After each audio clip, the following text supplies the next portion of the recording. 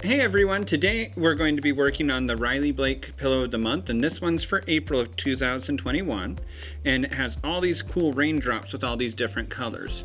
So we're going to go ahead and unbox it. We get our pattern and everything else needed to create our pillow. So this is for our binding trim around the exterior of our pillow, all of our raindrops, and our background white, and our backing white. So we're going to go ahead and press this and start cutting. So next, before we subcut all of our pieces out, it's always good to press instead of cut then press, because all these folds will play into the accuracy of our strip cuts. And we're going to be paper piecing, so we don't have to be that fussy, but I like being fussy because it makes me feel more in control. But something that's a good piece of advice for most new quilters is always make sure your iron heats up all the way before you decide to start ironing, because if you push the steam button, what can happen to you is it can push all the calcium that comes through on the steam and goes through and ends up on your fabric, ruining it. I'm using one of those awesome wool mats to do my pressing, so I don't have to get out my big iron. And if you want things to lay a little bit flatter, just take some Best Press, spray what you're working on, and it'll help you get it nice and flat. You're going to need a ruler for cutting strips. Use whatever brand you like, but my preferred is Quilter Select. It has this nice no-slip film on it that's transparent enough to see through, so I'm very accurate with it. Next, you'll need an add-a-quarter ruler. I like the small one whenever I'm doing small seams because it doesn't slip on me as much, but if you only have the big one, then it should be fine. You just got to be extra careful. Then when we're subcutting our center raindrop pieces, I'm not going to use my big ruler because the smaller ruler you can use, the more accurate your cuts are. So I got a 6x6 ruler that I'm going to trim these guys down because the pattern wants us to cut it down to 4x5 rectangles for our paper piecing. Next, this is another Quilter Select product, and it is a fabric glue. So what I'm going to do is I'm going to put my glue in the center of the raindrop and put my base fabric on top of it so that it holds still while I'm getting started with my paper piecing. And then, last but not least, an awesome rotary cutter. So now that we've done all of our subcutting, the fabric pattern for the pillow had all the pieces that we needed to subcut from our strips labeled by letter. So I went ahead and followed suit, but we're going to do all of our raindrops for the pillow first. So we really only need A, B, and C. This is a great pattern for you to learn how to paper piece on because it's a very simple shape if you haven't done paper piecing before. So now that we've put everything we don't need right now away to make our raindrops, the first one, we got the pieces required. So we have 2 pieces of C, which are going to go here on the top part of our raindrop. And then we took 1 B square and cut it in half on the diagonal so that we can get piece 2 and 3. So this is a 5-piece paper piece block. It's really tiny but not hard shape, so you don't have to worry too hard about getting confused. So the first thing you want to do is be able to see through the paper a little bit. You can hold it to the sky, you could get a light box, and I'm going to take this applique glue and just put it where piece 1 is. And just to show you on camera, it's this big area here. That's why we have our colored raindrop as such a big piece. We're just going to lay it nice and flat. We don't want to press it, and one reason why I like this glue for this so much is once it dries and dissipates, it's no longer tacky, and it's like it was never there. We're then going to flip this guy over, and we're going to find the number 2 block. Sometimes these are labeled A, B, C, or A1, A2. They're just numbers on this shape. So the reason why we want this big, long triangle hypotenuse here is one, it's going to help with the stretch once we start pressing things flat, but the dog ears help us see that we're a 1/4 inch-ish above the edge of our line for number 2. And this line separating the area 1 and area 2 is where we're going to be sewing. I have my Bernina 590 set up with the 8D foot because it's a straight stitch foot, so I can see clearly where my stitch is going to go by using the center of the foot as a guide. I also have the straight stitch plate on there to help keep things together. And so basically we're sewing upside down, which takes some getting used to. And since I just turned my machine on, that was its first stitch, so it'll do that every time. First stitch, don't be scared of that noise. So now what we're going to do is withdraw it from our machine and take it over to our cutting area, and we're going to fold the flange based off of our seam that we just created.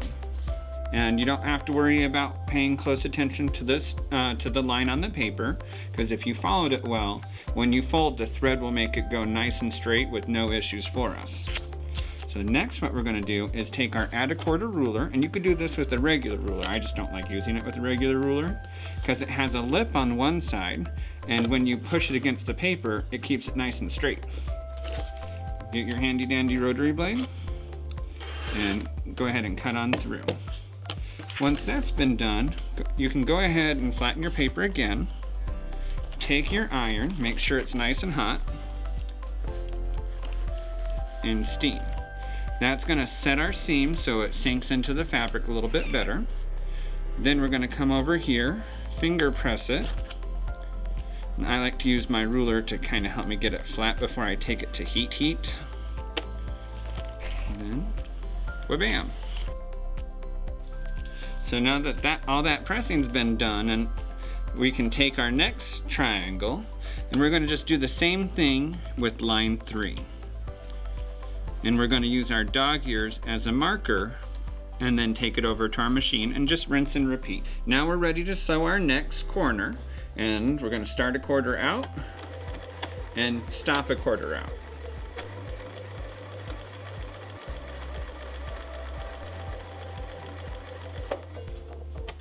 Then we're going to do our fancy fold.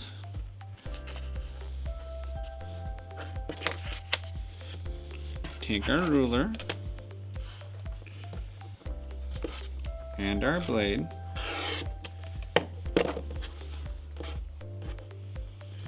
Press that back down again. Set our seam.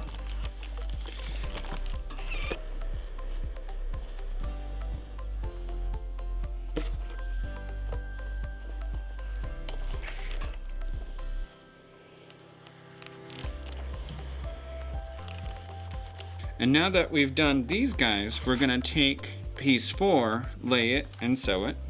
This one's slightly different because instead of having dog ears for our reference point, we're going to use the edges of the triangle.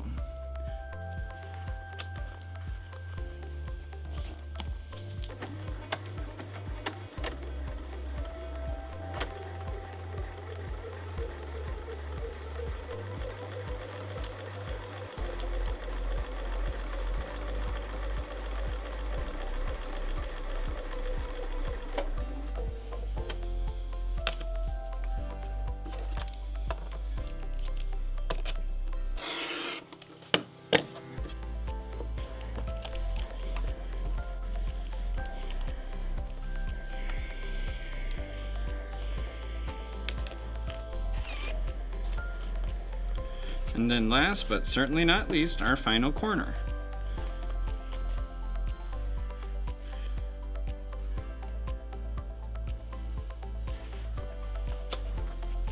So, see how it's not looking very pretty so far? That's for the very end of your block.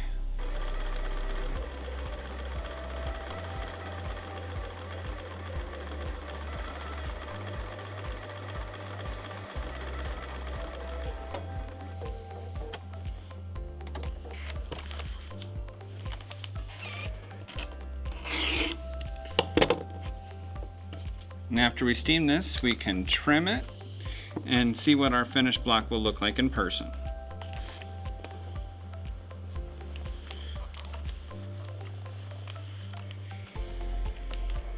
So now we have our block ready, but it's not pretty yet. So they gave us 2 lines here. One that is where our finished block is going to look like after we seam it.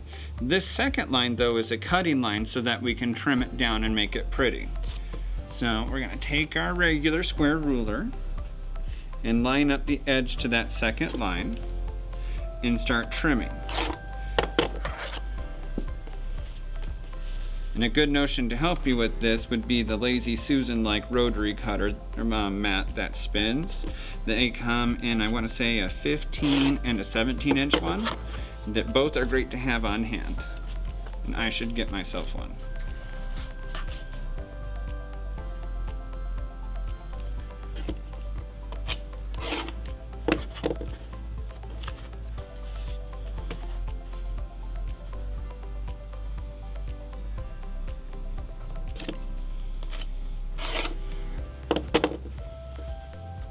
So now that all the trimming's done, we have that nice precise block.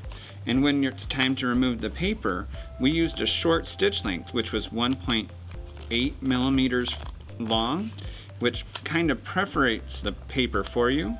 And then you want to help hold it down while you're ripping so you don't pop your seams on accident. You can do this all at once or as you go. I like to do it all at once, but I'm just showing you guys how to do it real quick.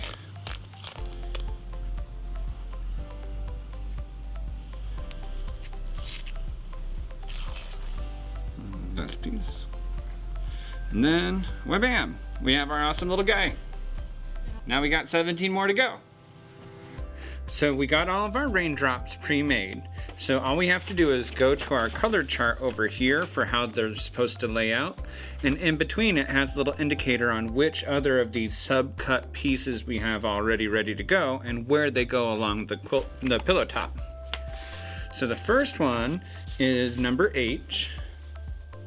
And it's one of those long, thick strips from earlier. Then we're gonna do an E. Yep. And then a D. And then just keep building as you go. It's really just like making a quilt block. And then once you get it all laid out and you like how your colors are laying, because you don't have to do it exactly like the pattern, you can lay it out any color pattern you want. I'm trying my best to follow the layout in our instructions. And once these are all pieced together row by row, we can quilt it and we can have a lot of fun with this guy because we have sharp angles, so that's great for walking foot quilting with some straight line fun. And then if you have extra time, you could go in and quilt these guys special with colors that match your background.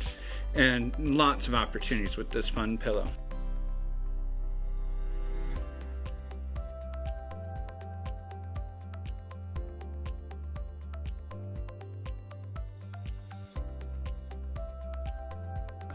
So now that our layout's nice and done, we can go in any order you want. You can go this way or that way. I get confused easy, so I like to have my project laid out as expanded as possible. If this was a block, this would be a really big block, so I do a block at a time, but it's a pillow, so I could do the whole project. And I take this guy, put it together over here.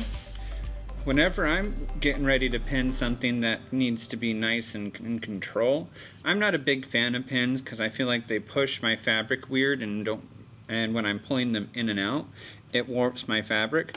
So I'm a huge fan of using Wonder Clips, and I put them on my fabric and I'm going to sew from here to here, and I can do that the entire time without having to worry about withdrawing my clips like I would pins, and I'm not going to hit them. I did change the presser foot to 57D. I love this foot because I can space out all I want. As long as I'm pushing to the right, I'm going to get a great 1/4 inch seam allowance.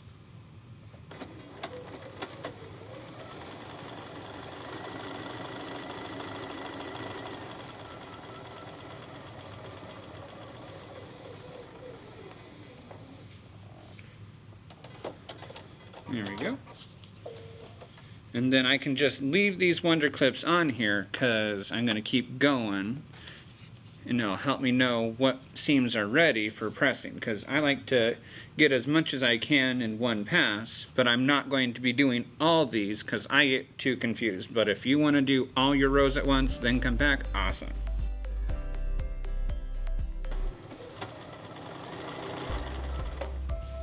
So now that we've done all the piecing we can without having to press, we're going to go ahead and grab our rows and take off our Wonder Clips and take it over, and just as normal,